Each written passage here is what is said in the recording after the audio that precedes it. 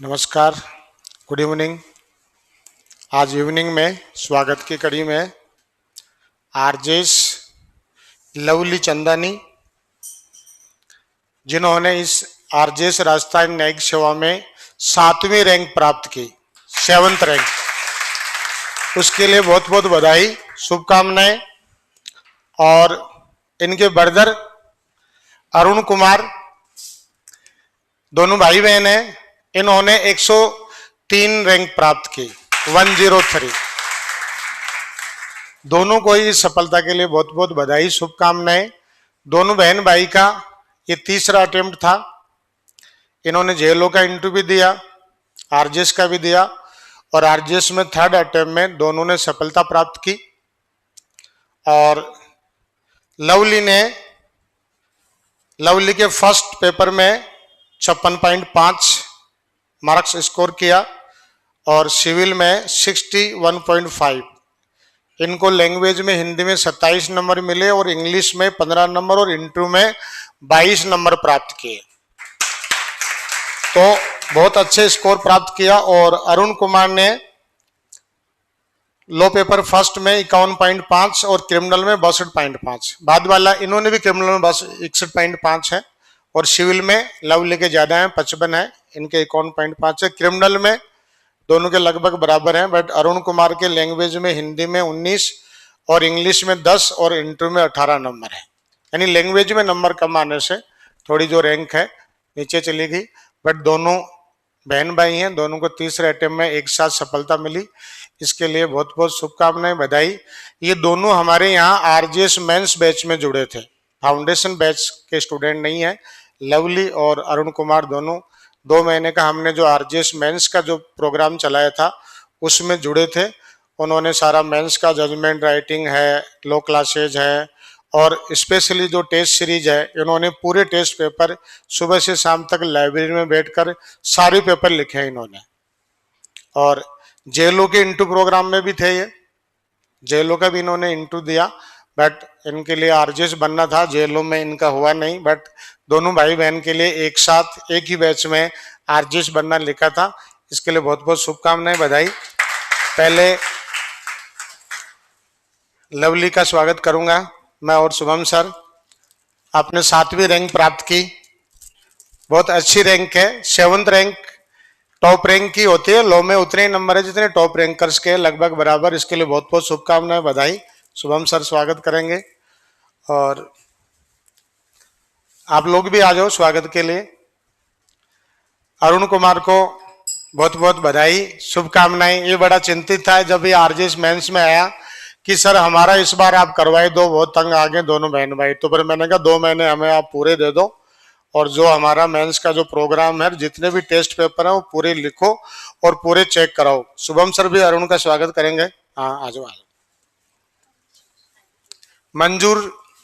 मंजूर स्वागत करेंगे लवली का और अरुण दोनों का। बुके ले लो, बुके ले आओ। आज मंजूर कह रहा कि सर इनके लिए 2 शब्द मैं भी बोलूंगा। मंजूर ने काफी इनका इंटरव्यू प्रोग्राम में यहाँ आरजेएस मेंस क्लासेज में। अब दोनों बहन भाई, फिर शुभम सर बताएंगे। पहले शुभम सर कुछ कहना चाह रहे हैं दोनों के लिए। पहले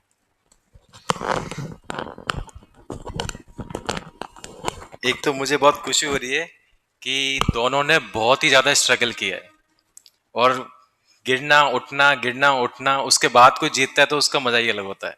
अब वो तो आपको ये दोनों बताएंगे कि इनको कितना अच्छा लग रहा है। तो many many congratulations.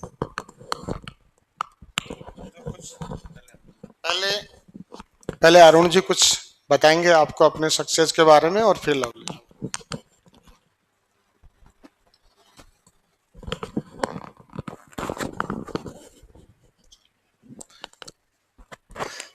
First of all thank to Madan sir, जो इन्होंने आज हमें यहाँ बुलाया और इतनी इज्जत बख्शी। थैंक यू सर, बहुत बहुत धन्यवाद। उसके बाद मैं सबसे पहले मंजूर भैया का और शुभम सर का धन्यवाद करना चाहूँगा कि हमेशा जब भी मैं यहाँ आता था तो मंजूर भैया ने हमेशा पॉजिटिव, मतलब खुश एकदम कि यार आपका सबका होगा, कोई भी बच्चा आएगा, अगर आप भी जैसे आते हैं, सब मिलते हैं इनसे, तो हमेशा आपको हंसता हुआ चेहरा मिलेगा और पॉजिटिवनेस के साथ कि यार आप सबका होगा। तो मुझे लगता है कि मदन सर का अगर कुछ जो सबसे बड़ी अगर बात है ना, तो मंजूर सर इनके बिना अधूरा है।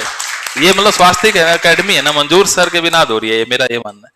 आज ये हैं तो मतलब बच्चों को सबको मोटिवेट करना और सबको हमेशा आगे बढ़ने के लिए प्रेरित करना, मेरी आज अगर सफलता में मैं अगर यहाँ बोल रहा हूँ तो शायद तक मैं जब ये मेंस का जब टेस्ट दे रहा था तो शुभम सर तो साथ था, मंजूर सर हमेशा बोलते भैया इस बार आप दोनों का हो जाएगा।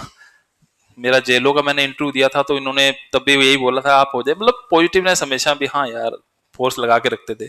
इस बार तो इन्होंने बोला इस बार तो कुछ भी हो जाए आपका पक्का होगा होगा होगा, और ईश्वर ने सुनी और हो भी गया। टेस्ट सीरीज मैंने ज्वाइन कर रखी थी, मैंने मेरी सिस्टर ने टेस्ट सीरीज सारे टेस्ट दिए। क्या है कि मैं थोड़ा आलसी आदमी हूँ, तो पिछले साल जब 2021 का मेरा प्री दिया तो प्री में मेरे 86 मार्क्स थे, तो मैंने सोचा अपन किंग है। थोड़ा सा क्या होता है जैसे आपके प्री में नंबर, जैसे मैंने इंटरव्यू दे लिया, फिर जेलो का इंटरव्यू, फिर जेल, तो ऐसे लगता है कि यार अपने को सब कुछ आता है। लेकिन सच्चाई ये है कि जब तक आप प्रैक्टिस नहीं करेंगे आपका सिलेक्शन नहीं हो सकता। अब मैंने पिछले साल जब 2021 में नहीं हुआ मेंस मेरा, तो मेरी सिस्टर ने बोला अब तू जो वो मैं बोलूंगी वही करना है। मैंने ठीक है अब आपके हवाले। तो इन्होंने फिर मेरे को, हम सर से मिले, मदन सर से मिले, तो इन्होंने भी यही बोला कि आप जब तक टेस्ट सीरीज नहीं करेंगे, आप बढ़िया पेपर नहीं देंगे, जब तक आपको पता ही नहीं चलेगा आपकी कमियां कहाँ पर है। कमियां नहीं पता चलेंगे तो अपन सुधारेंगे कैसे।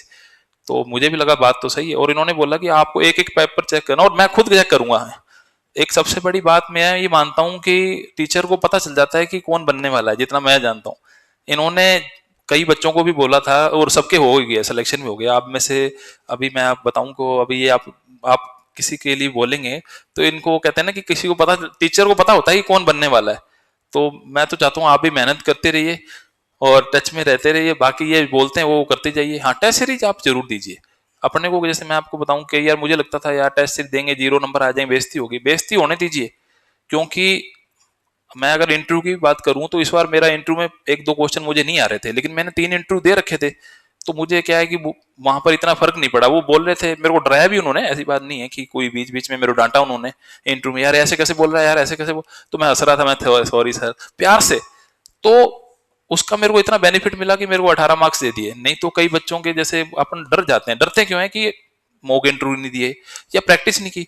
आप मेंस में जाएंगे तो आपको देखिए कि 3 घंटे पेपर नहीं पूरा होगा। मेरा हुआ ही नहीं, ये मैंने तीसरा अटेम्प्ट था मेरा मेंस का। तो इस बार भी मैंने फर्स्ट पेपर मैंने 20 क्वेश्चन, जैसे 19 क्वेश्चन आते हैं और 21 आता है अपने जजमेंट राइटिंग का। तो मेरा जस्ट मैंने 19 क्वेश्चन कर लिए तो मैंने डिटो लिख दिया, क्योंकि सुबन सर को पता मैं डिटो लिखने में थोड़ा ज्यादा विश्वास करता हूँ, एकदम डिटो लिख के आता हूँ कुछ भी, मतलब डायरेक्ट डिटो। लेकिन जैसे 20वां क्वेश्चन आया मैं अड़ गया, वहां जजमेंट राइटिंग का था। तो 20 और 21 मेरा थोड़ा खराब हो गया, जिसके चक्कर में 21 तो मैं छू ही नहीं पाया और 20 भी थोड़ा सा करके पाया। तो मेरे को ये लगा यार मैंने कहा होगा नहीं। तो मेरी सिस्टर हैं जो, इन्होंने मेरे को बोला नहीं नहीं भैया देखिए आप आराम से हो जाएगा, आप टेंशन मत लीजिए। मेरे दोस्त हैं रवि, तो ये मेरे साथ ही रहते हैं एनी टाइम, मुझे मोटिवेट करते रहते। ये तो कभी डरती नहीं, ये तो दबंग है। मैं थोड़ा सा घबरा जाता था, लेकिन इन्होंने हमेशा बोला नहीं भैया हो जाएगा आपका, आराम से आप कीजिए। नेक्स्ट डे पेपर दिया, उसमें भी फिर मेरा वापस रह गया पेपर।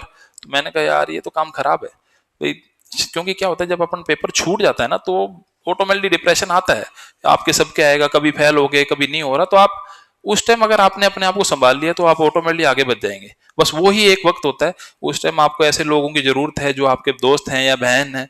तो मेरे लिए तो ये काफी मान लीजिए कि सब कुछ ही है, क्योंकि अगर ये हैं तो तभी आज मैं यहाँ हूँ, नहीं तो मैं बन ही नहीं पाता। मेरा ये लगता है टीचर का सहयोग रहता है और भी बहन का सहयोग रहा, दोस्त अच्छे मिले, मंजूर भैया और सर का सबका सहयोग रहा, आज मैं आपके सामने खड़ा हूँ।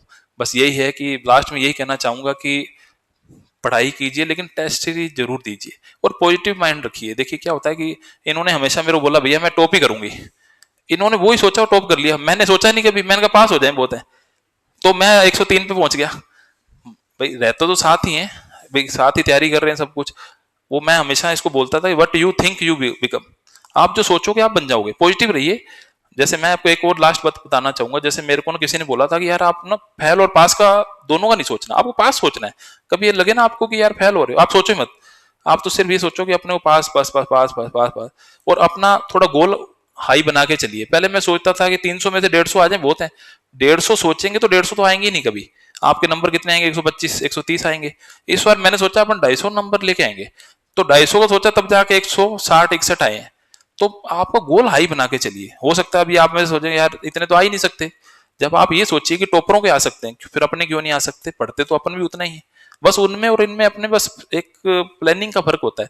टॉपर जो भी होगा, आप अगर आप नोटिस करेंगे, उन्होंने टेस्ट सीरीज सब दिए हैं, मॉक इंटरव्यू 3 4 5 6 दे रहे हैं। क्यों?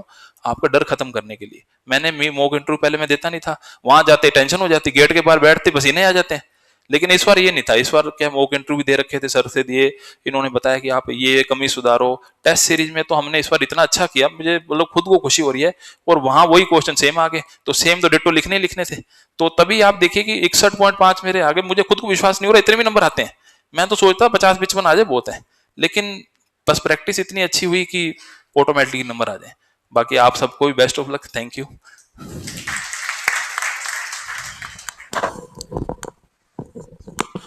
अरुण, ये जब दोनों मेरे पास आए थे कि सर इस बार हमें टॉप करना है, मैंने कहा देखो टॉप तो लक की बात होती है, कोई भी कर सकता है, आपको तो पूरी मेहनत करनी है, आपको सिलेक्शन लेना है। सिलेक्शन लिस्ट में आपका नाम टॉप पे भी आ सकता है, बाद में भी हो सकता है। टॉप किसी को भी पता नहीं रहता कौन टॉप कर जाए, नंबरों की गणित है, ऊपर नीचे कहीं पर भी हो सकती है। तो खैर आखिरकार दोनों का सिलेक्शन हुआ। ये इन मॉक इंटरव्यू में जब आया, मैंने कहा आप डरो मत, अगर डरोगे तो नंबर ज्यादा नहीं मिलेंगे, कॉन्फिडेंस रखो। तो इस बार उन्होंने रखा और इंटरव्यू में नंबर हर बार के मुकाबले इस बार ज्यादा मिले। अब लवली आपको बताएगी अपने सक्सेस के बारे में।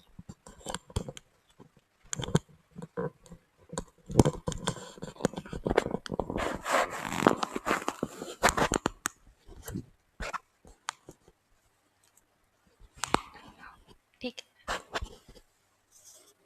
सबसे पहले तो सर आप सभी को थैंक यू, आप लोगों ने हमें इतना सपोर्ट किया, हमें पढ़ाया समझाया। उसके बाद आप लोगों को भी थैंक यू थोड़ी देर सुनने के लिए। तो सबसे पहले तो जैसे मेरा थर्ड अटेम्प्ट है, फर्स्ट अटेम्प्ट दिया था, प्री हो गया मेंस हो गया। क्या जब फर्स्ट अटेम्प्ट होता है ना, थोड़ा खुद पे प्राउड भी रहता है, अगर प्री पहली बार में हो जाता है तो। एक तो वो प्राउड वाला जो है वो थोड़ा सा नीचे रख के कंसिस्टेंसी मेंटेन करके रखनी है। सेकंड अटेम्प्ट में जैसा मेरा मेंस ही नहीं हुआ, भैया ने जैसे बताया उन्होंने फेल थोड़ा करवा दिया, तो जो मेंस की टेस्ट सीरीज नहीं दी और वो जो कंसिस्टेंसी थी उस टाइम बन नहीं पाई। कुछ तो कोरोना का टाइम था, वैसे ही पढ़ाई थोड़ी डिसकंटिन्यू हो रखी थी, और कुछ हम भी लेक कर गए वहां पे पढ़ने के मामले में, तैयारी हमने अच्छे से की नहीं, ये भी बोल सकते हैं, क्योंकि टेस्ट तो हमने एक भी टेस्ट नहीं लिखा था उस टाइम पे। इस बार हमने जो एक प्लान बना के रखा था कि हमें टेस्ट सीरीज देनी ही देनी है, ये नहीं है कि प्री हो गया उसके बाद आप टेस्ट सीरीज ज्वाइन करें। अभी भी अगर आप वैकेंसी नहीं भी है तो आज से भी आप आराम से ज्वाइन कर सकते हो। सर ने एक सब्जेक्ट कंप्लीट करवाया, साथ के साथ अगर आप देते रहोगे उससे क्या है, एक तो कंसिस्टेंसी बनी रहती है, आपको कमी भी पता चल जाएगी। जरूरी तो नहीं है कि आप मैंने एक बार दिया दोबारा नहीं दे सकते, आज कम नंबर आए आप दोबारा भी तो वो टेस्ट अटेम्प्ट करके उसको सुधार के।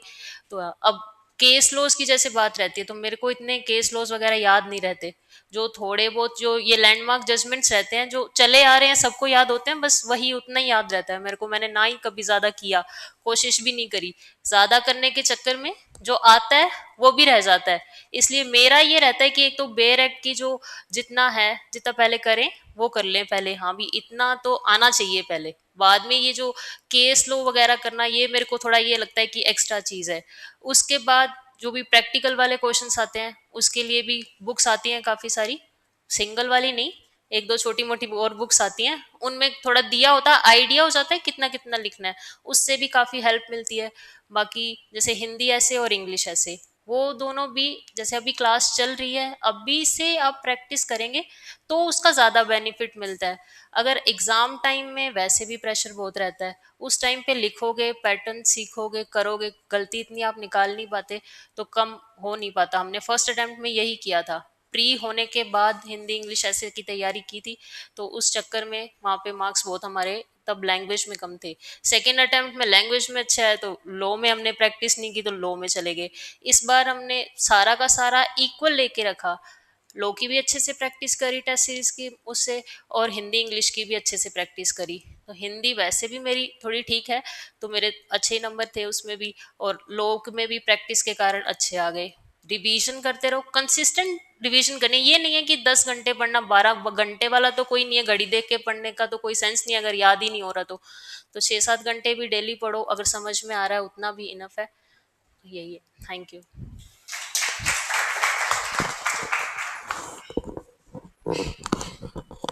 लवली और अरुण दोनों का इंग्लिश मीडियम है और इन्होंने पूरे पेपर लिखे। तो पेपर लिखने से जो थोड़ी बहुत कमी रहती है, बार बार अपने मेंस लिखते हैं, हो नहीं पाता, वो कमी दूर हो जाती है। स्टूडेंट को खुद को नहीं पता लगता। कल परसों एक स्टूडेंट आए थे कि सर मेरा हुआ नहीं, मेरे 5वां अटेम्प्ट था, चौथा था, मैंने पेपर कितने लिखे? कि सर पेपर तो डायरेक्ट एग्जाम में जाके लिखा था, पहले एक ही नहीं लिखा। तो 48 नंबर आगे बहुत है। डायरेक्ट एग्जाम में वही अगर 60 पेपर पूरे लिखते तो वही नंबर 60 होते और वही 5-6 नंबर कम पड़े, आराम से सिलेक्शन होता है इसका। तो दोनों को बहुत बहुत शुभकामनाएं, बधाई। मंजूर कुछ कहेंगे इनके बारे में? हमारे स्वास्थ्य लॉ अकेडमी के मैनेजर साहब। Thank you sir. लक्ष्य ना ओझल, मेहनत करता चल, सफलता तुम्हारे कदम चूमेगी आज नहीं तो कल। उक्त पंक्तियों का उदाहरण इस बार आरजेएस 2000 के रिजल्ट में खूब मिला है। संगीता वर्मा जैसे कई उदाहरण है, और उसी श्रेणी में हमारे अरुण विहार लौली दीदी है। इनका संघर्ष मैंने देखा है जेलो इंटरव्यू के टाइम से 2019 वाले से। तो इन्होंने बहुत कठिन संघर्ष किया है। इस बार इन्होंने बहुत रेगुलरिटी रखी, सारे टेस्ट लिखे, लाइब्रेरी में बैठकर दिन भर टेस्ट लिखना, शुभम सर से डिस्कस करना, मॉक इंटरव्यू के बारे में हम डिस्कस करते रहते थे। इस बार इन्होंने सफलता पा ली, बहुत बहुत बधाई, धन्यवाद। चलिए अगेन लवली को 7वीं रैंक प्राप्त करने में बहुत बहुत शुभकामनाएं। टॉप 10 में आना एक सपना होता है हर स्टूडेंट का। जो टॉप 10 होते हैं वो सारे टॉपर होते हैं, वो 1 2 3 4 ऊपर नीचे कहीं पर भी हो सकता है। टॉप 10 टॉप 20 ये जो है सबके मार्क्स जो अगर अपन देखते हैं तो सबके इक्वली होते हैं, किसी के लैंग्वेज में ज़्यादा है, किसी के लॉ में ज़्यादा है। तो आप लोग भी अगर इस प्रकार की तैयारी करोगे कि हमें टॉप 10 में ही आना है, कोई कमी नहीं रहनी चाहिए लिखने में, याद करने में, तो आपको आसानी से सफलता मिल सकती है। Thank you.